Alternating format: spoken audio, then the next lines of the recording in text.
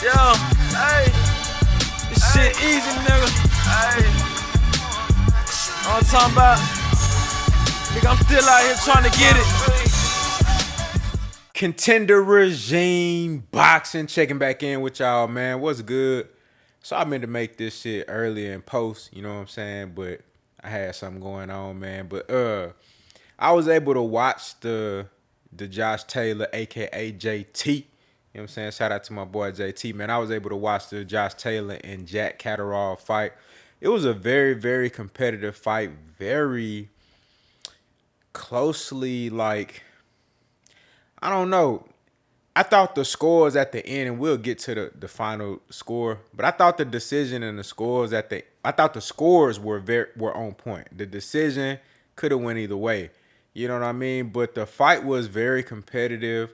Shout out to Jack Catterall, man, because he impressed me. I didn't think that he was gonna be as competitive. I didn't think he was gonna be as sharp. Now I did notice, one thing that kind of made me think like, oh, this motherfucker got some nuts. Like, oh, he might fuck around and actually go out here and win this, which was at the way. And I'm sure all y'all seen when he put his hands around Josh Taylor neck. And now Josh Taylor, he a real motherfucker. Like, he ain't no motherfucker you just run up on and just do whatever you want to. Like JT, he strike me as somebody that'll get active. Like, you know what I mean? Somebody with a short fuse. Like, you feel me? Like, you already know he can fight. But then at the same time, mentally, he strike me as a guy like, if it come down to it, like he'll really throw them hoes outside the ring. You feel me? So for him to do that, that was really like gutsy and ballsy. That really let me know like Jack Catterall, like he really, he really liked that. You know what I mean? And I think that actually played a part mentally in the fight. I think he actually did get under Josh Taylor's skin and kind of make him, even though it was a hometown fight, especially when you fighting at home for the first time ever or for the first time in a long time, it could be a lot of pressure, man, and make you seen how Jamal Charlo performed versus Montiel in Houston on Juneteenth. Like it's a lot of pressure. Like it make you sometimes like you will go out there if you're not focused, you will fight uncharacteristically. Like you'll go out there and like going for the knockout, being overly aggressive, not really being patient, letting things come to you. Not really like setting your shots up with the jab. Josh Taylor wasn't throwing a jab like that. He was just being extremely aggressive and running into shots. Jack Catterall was really landing that left hand, that counter left hand, lead left hand. You know what I'm saying? At will and really like landing that bitch flush on the money, just very accurate and pinpoint. He did a really good job of boxing off the back foot and countering and taking advantage of JT's over aggressiveness and over eagerness to put on a show for his hometown crowd. So I think that shit that happened at the weigh-in, it did play a factor in the fight, and that's kudos to Jack Catterall for the mental warfare. Like that's shit like that, especially in a fight like this. Especially when you the underdog, especially with everything on the line, all the belts is undisputed. You know what I'm saying? So I thought he put up a good account of himself. JT, it wasn't his best performance. He looked, I'm going to be honest with you, he looked fairly pedestrian. I think he won this fight purely off of his aggression and coming forward. I had the first four rounds. I thought that Josh Taylor was, I thought he did the better work for the three of the first four rounds. Which were even, they were hotly contested, but I thought he was doing most of the better work in the first four rounds. In the middle of the fight, that's when Catterall started to take control of the fight. He actually dropped JT for the first time in his career. And the fucking ref was he was like atrocious. He was terrible. This ref seemed like he just got his ref license last night. You know what I'm saying? Like they just signed him up last night. This motherfucker ain't seen a fight ever in his life.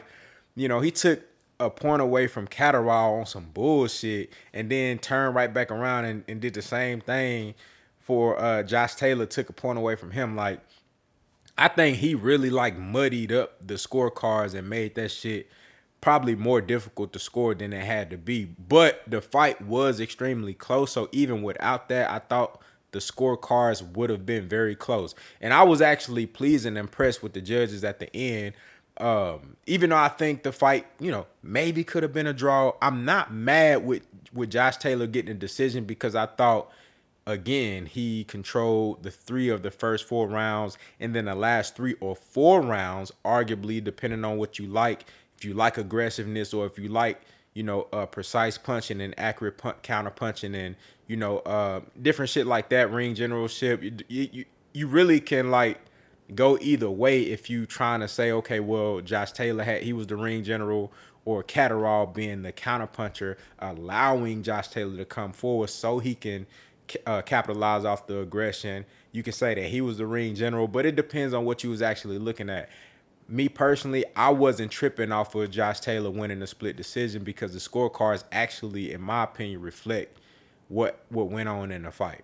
I didn't see any like egregious scorecard, like something like super wide or crazy. The shit really could have went either way. If they said CATTERALL won, I wouldn't have tripped at all. If they said it was a draw, I wouldn't have tripped at all. You know what I'm saying? So it was a really, really competitive fight, man. But the ref, like, bruh, I never want to see him again. You know what I'm saying? I never want to see dude again. He need to go back to doing whatever part-time job he was working at before they signed him up last night. He never need to be out there again, bro. Dude was tweaking. You know what I'm saying? Wasn't giving no warnings, just taking points. I'm like, bro, do you know what's on the line right now? You tweaking. You dig what I'm saying? But I want to say this though. Josh Taylor again. He got the split decision. A rematch wouldn't be. I wouldn't mind seeing a rematch. I actually think Josh Taylor need to go ahead and move up. But at the same time, it's like a catch-22. It's a lot of dogs at 140. I think Josh Taylor can perform better than what he showed in this fight. You know what I'm saying? But if he stays at 140, it's a lot of dogs. Montana Love. You still got Regis there. I thought that fight with Regis could have went either way. You got Teofimo Lopez, you know what I'm saying? AKA Telefimo. You dig what I'm saying? You got, Devin Haney fucking around and move up to 140. You got Tank moonlighting between 140 and 130 and 135. You dig what I'm saying? It's so much smoke at 140 right now. And then you go to 147, it's even more smoke. And I'm going to be honest with y'all, man, based off of that performance, number one, I think Terrence Crawford beats the dog shit out of Josh Taylor. I think he'll rearrange Josh Taylor's face. He might not even get that far. I think Terrence Crawford will line Josh Taylor up with something nasty. He probably won't even make it past 4 rounds. Forget about Jerome Boots Ennis and Errol Spence. And I think Ugas will beat Josh Taylor. I'm going to be honest with you, man. It ain't too much success he gonna have at 147. I'm gonna be real. Maybe he'll look different or feel different with that weight on him. I don't know, and I really can't say. But, I like Virgil Ortiz to put the beats on Josh Taylor at 147. I mean, like, Conor Benn would be an extreme task for Josh Taylor at 147. I don't know. That's tough. You dig what I'm saying? But I want to also say this. Shout out to JT, because he a real motherfucker. You rarely see guys stay in the division that they won undisputed in and defend the undisputed crown with all 4 belts. Most guys typically move right on up after they achieve that feat. But Josh Taylor said, man, you know what? Look, man, I'm gonna give to a fellow UK, guy. I'm going to stay here and defend all my titles one last time, and then I'll move up. Not a lot of guys do that. I would love to see more fighters, when they do achieve undisputed, stay there at least once or twice to defend that shit. Because it's just something to me about a fighter it's one face, one name, one champion. Nobody else in the division can claim that they're a champion. And you got everybody chasing you.